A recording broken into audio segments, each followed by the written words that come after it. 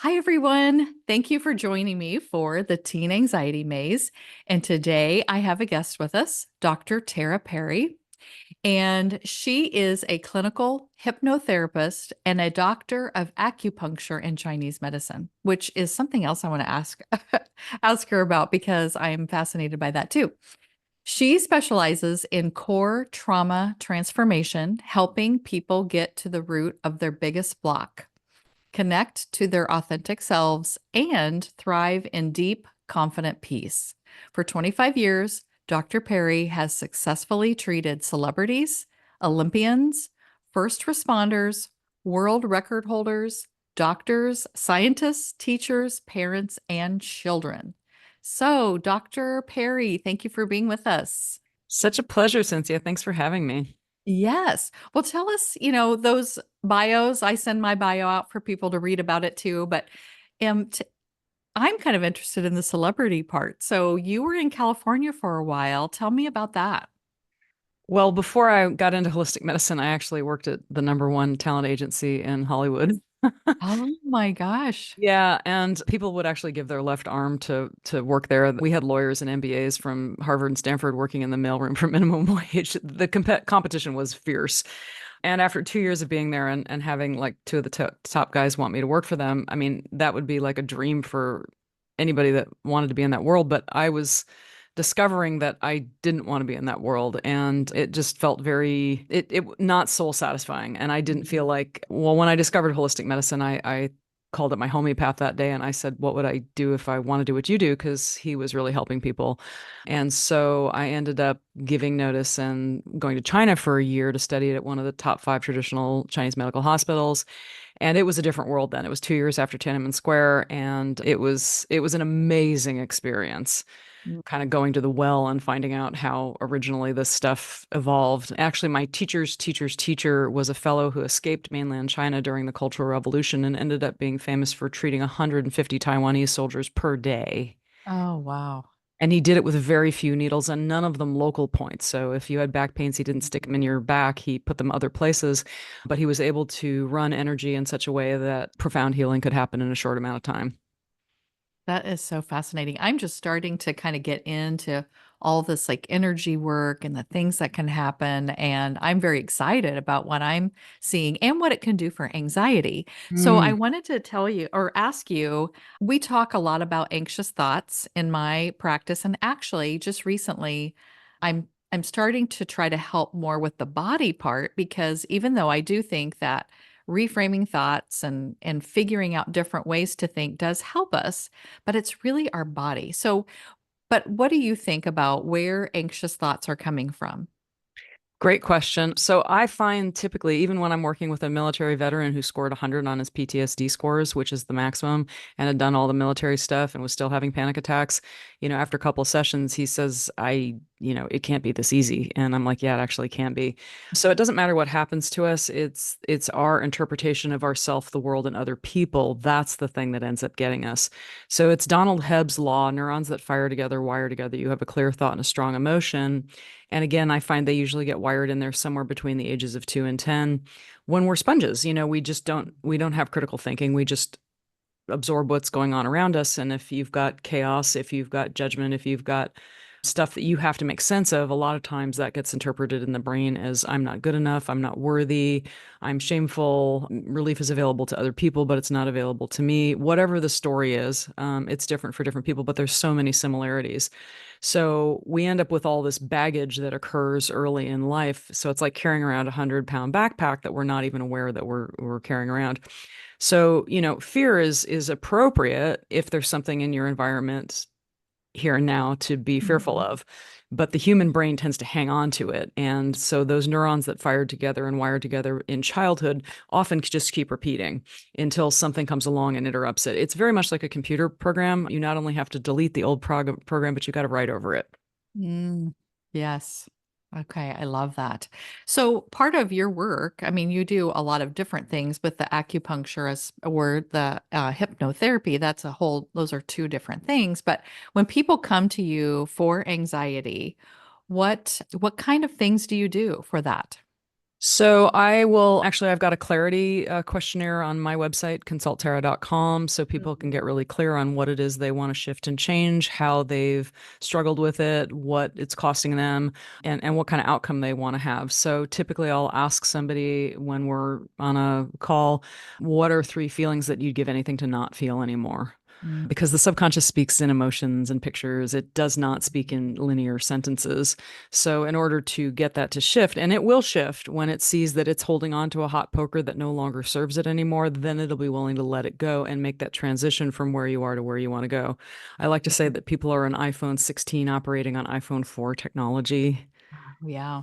And when you change the programming, and it will change, it's just like I work with people that have an 8, 9, or 10 need to change and an 8, 9, or 10 commitment to change because it's much like learning a language, learning a new sport, or going to the gym when your muscles are a little out of shape. It just Mhm. takes the commitment, and your brain will make those new neural pathways as long as it has a clear road to go. hmm Well, I love that you're talking about that because in a book that I'm reading right now, Anxiety RX, one of the things he says to change is you need discipline, which means you need to practice the things. And you're talking about like there is this time where you have to do some stuff that probably feels uncomfortable or annoying or boring or I don't know, all the things, all the reasons why we don't do something. And we do need to do that practice. And I find with my teen clients that some of them do practice somewhat, but others just say, well, this doesn't work. And then I talk to them about how much have you been trying these things? Well, they don't work. So I'm not doing them, but they're not giving it enough time. So how do you get people to practice that? I guess the need of 8, 9, or 10. Well, no, that's a great question. And I don't like to waste people's time, and I don't like to have people spending a lot of time and effort on something that isn't working. So the results tend to come very quickly. And one of the keys to that is once you change your thoughts, you change your behaviors, you change your outcomes, it's very important to recognize those things and celebrate those things so that the nervous system can go, oh, that's what they want. They want more of this. And then it'll be a reinforcing mechanism. And then it self-perpetuates itself because nobody wants to spend their time and energy. Our brains are designed to save energy. And if you're putting a lot of energy into something that's not giving you any results, I mean, I get so many people that have been in therapy for 10, 20, 30, 40 years, and, they get better, faster, deeper results just by going into the subconscious mind, bypassing that conscious mind. Your conscious mind is processing about 40 bits of information per second. Your subconscious mind is processing 40 million bits of information per second. So there's no comparison. If your conscious mind is trying to accomplish one thing, but your subconscious mind is trying to accomplish something else, the subconscious mind is going to win that every time. Is it easy to get in everyone's subconscious, though? I would guess some people have some pretty big barriers. Great question. Really awesome question. So I think, you know, when people say I can't be hypnotized, I say, well, the bad news is you're already hypnotized. The good news is it can be reprogrammed. And some people are easier to drop in than others. Some people just are like, clay waiting to be molded, and other people have more of a defense system. It it it doesn't really matter because we're all programmable. It's ridiculous to think we're not. Mhm. The reticular activator system in your brain is taking massive amounts of information and focusing it down. It's like we're going through the world with binoculars. And Mhm. so what you choose to put those binoculars on makes a whole difference in your experience of life. I love the computer scientist Alan Kay, who said a change in perspective is worth 80 IQ points. Mm. And I'm all about results. I want to know that somebody's behavior is different, their outcomes in life are different. Sometimes people have health issues that have been destroying them. They haven't slept for 7 years. They've been through regular sleep therapy. And, after 3 sessions, they're going, I don't know how you did this. You didn't even mention sleep in the therapy. I didn't have to. I just had to remove the emotion that was preventing them from sleeping in the first place. And another great outcome is once you dump that backpack that you don't know you've been carrying around that, shows up in the form of anger or exhaustion or anxiousness, you just have so much more energy. So we all know about fight or flight. Mhm. There's fight, flight, and then there's also freeze and there's fawn. It's the four F's. So the people pleasers out there are also suffering from this Mhm. hypervigilance.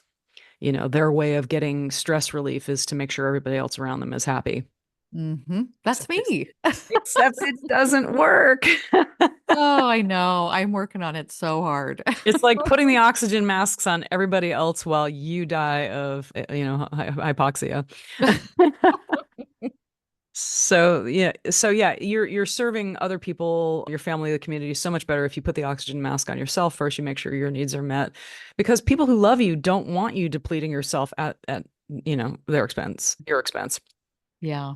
I find I almost, though, am people pleasing with people who don't care about my health. Like So that that's sometimes. another outcome that comes from this work is people end up having better boundaries Oh, because yeah. like if people are in a relationship that's a primary relationship and they're not healthy, and you get healthy, then that relationship is going to have to change. So I've worked with couples who have gotten healthy and realized, oh, this relationship actually isn't for me, and they Mm. move on. I've also worked with couples that get healthy, and then the next thing you know, the partner is calling me going, when can you fit me in? Yes. And that's beautiful because to see Yeah. two people become healthier, children don't do what we say, they do what we model for them. So Yes. this is really important for children and teens because I mean, I warms my heart to see parents get healthy, stop the stress, stop the squabbling, stop the fighting, and have healthy boundaries, have healthy habits, have healthy ways of being, because then the kids just automatically assimilate that. Hmm. I mean, I can't tell you how many people they're like, oh, everybody's anxious in my family, and my mother was anxious, my grandmother was anxious, and now my kids are anxious. And well, that actually can be broken. Yes. Yeah, and just labeling people as anxious is part of the problem, is because and then you just feel like, "Oh, well, there's nothing I can do because, oh, I'm anxious." Well, I was gonna ask you a little bit about what parents can do, and you answered that a little bit with, like, role modeling and making sure that kids have they're being taught how to handle and manage anxiety and not just yelling and or stuffing it down and pretending like it's not there, all the things that I think we were all taught as we were growing up, unfortunately. So how other things about that? Yeah, I really think the parents getting healthy is probably priority number one, because if you're working with a kid and home is not healthy, they have to be unhealthy in order to just get through that. And I work with so many people who have, physical trauma, sexual trauma, all kinds of issues that have had happened to them. And, in order to survive that, they had to shut down, they had to disappear, they had to people please, they, had to do all these things in order to just get through. But once they become the I-16, the functional adult who's still carrying all that stress, the brain will change, but it needs that signal. Oh, oh, oh, I'm not an iPhone 4, I'm an iPhone 16. And it's hurting me to be this old thing. This is painful. This is costing me. Mm. Ouch, that's a hot poker. Then I'll drop it. And then it needs that clear pathway to where it. So when I work with somebody, I do typically, I work with people for 90 days. Mm. It's a 2 hour session, 3 sessions over, 30 days apart, because there's the incubation time. So when you make those changes, I give people a high performance planner to track their progress. It's very, very important to notice your progress, because I can't tell you how many people I worked with back before I was doing it this way, who I'd do a session on them, and then their lifelong thing that had been bothering them their whole life, like social anxiety or stress or whatever, all of a sudden it's gone. But they didn't even notice it was gone because their brain is now on to the next thing. Sure. Oh, that's such a good idea. So I often say that the nervous system is like a puppy dog. And if you have a puppy dog and you beat it with newspaper all the time, what's it going to do? It's going to sit in the corner. It's going to whimper. It's going to cry. It's going to wet itself. And it's not, it's going to be neurotic. Mhm. But if you reward that dog, you can give it guidance and instruction. And no, no, no, don't chew on the furniture. But most of the time you're rewarding it, petting it, and telling it how great it is. Then it's going to be wagging its tail and go, okay, what else do you want me to do? And it Mhm. literally will jump through burning buildings for you at that point. Right. Oh my gosh. Well, there was something you were gonna help us to rewire anxious thought patterns. How can we do that? Well, the quickest and easiest way is to work with somebody who can help you rewire it, because the subconscious, it's below the level of your consciousness. Sure. So I do a half-hour consultation with people who are interested. Short of that, I think meditation is really magical. Diet is important. If your blood sugar is going up and down all over the place, it's really hard to feel calm. So Mm. getting your blood sugar under control is really important, especially these days. The food supply has a lot of things in it that aren't so desirable. And so clean, organic food that came from healthy soil is really, really important. Interaction, super important. So being around people that do care about you and aren't going to abuse you, that lift you up, that are inspiring, those social connections. Loneliness is a huge risk factor. They estimate that it's as dangerous as smoking 15 cigarettes a day or being obese. I mean, it's crazy. Having a Mhm. pet is a great way to, promote longevity and feeling good. Cold therapy is wonderful. Wim Hof is the one that popularized that because he was deeply depressed when his wife committed suicide and there was nothing he could do. So he turned to cold therapy. And there's a lot of benefits that come from that. There's a lot of people teaching it. There's a lot of apps. Breath work is incredibly important. I have a fellow that I interviewed named Leland Holgate. He was a quadriplegic once and a paraplegic once. We've done a number of webinars together, but he healed himself both times with breath work. Oh my gosh, that's amazing. I do feel like if we could figure out, or if we learn how to tap into what our brain can do, we could heal ourselves from a lot of things. I want to say everything, but then that sounds like too crazy. But I do Well, feel like a lot. yeah, I'm always very open-minded because I've had the craziest things heal. Actually, my mother was walking down the street. She's very healthy at age 89. She's now 91. We just celebrated her birthday. She's amazing.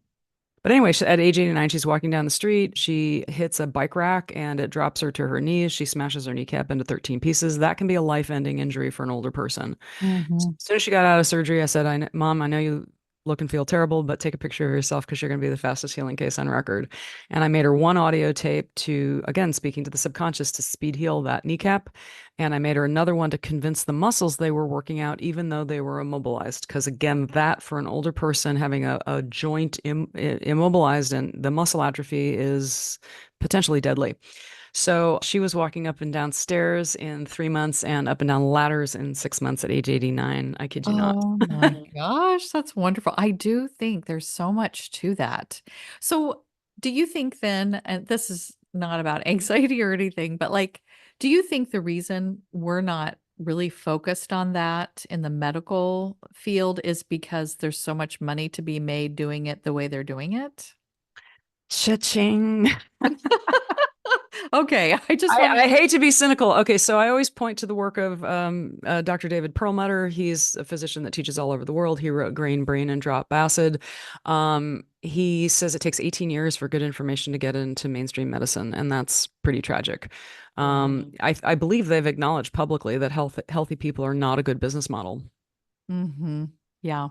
Well, Uh, I looked at your website. what is a good business model is sick children. I hate to say it, but then Yeah. they're dependent on the medical establishment. My goal is to make you not need me anymore. I want to give people their Yeah. freedom back. I feel Yeah. like I get paid to let people out of prison, and that thrills me.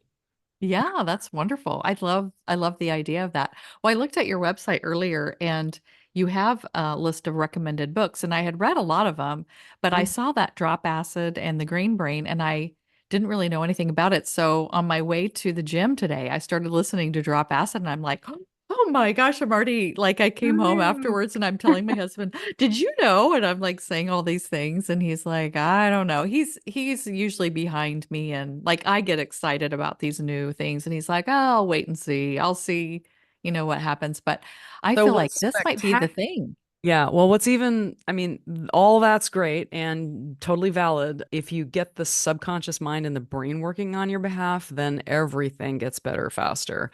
And I love the work of Dr. Joe Dispenza. I've done nine Yes. of his live events. He's got a movie Mhm. called out now called Source.